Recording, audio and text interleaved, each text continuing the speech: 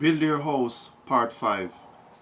If I was to ask you who it was that the governor under the king Aretas in Damascus sought to get, and he had to go over the side of the wall in a basket, or the person who got stoned by the Jews and Gentiles from Antioch and Iconium as he healed a man who was impotent in Lystra, or who cried out praises to God in the midnight hour with his buddy Silas as he had been beaten and thrown into prison after he cast out a soothsayer from somebody while he was preaching in Philippi.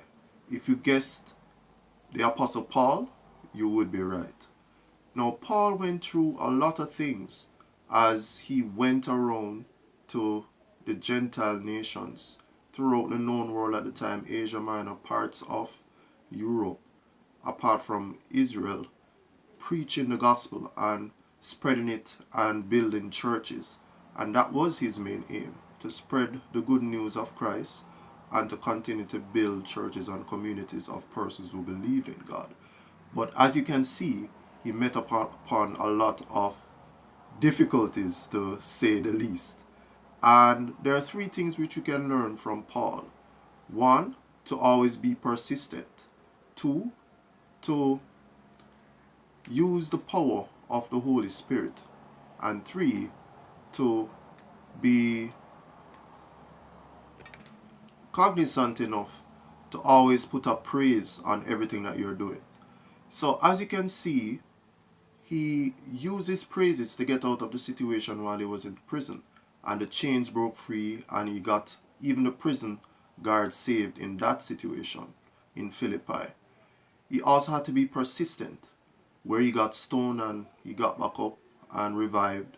And in many other situations, he was beaten and treated unfairly in different cities, and even got shipwrecked a few times. But he had to persist and continue on the path that God had laid out for him.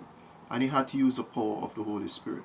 And I'm not necessarily speaking here of doing miracles or casting out demons from persons, but he had to display those fruits which he himself spoke of in Galatians chapter 5, of love and self-control, of patience, of long-suffering, and the other things which would have been make him able to complete the task of just spreading the good news and building the house of churches, or the churches around in the diaspora at the time.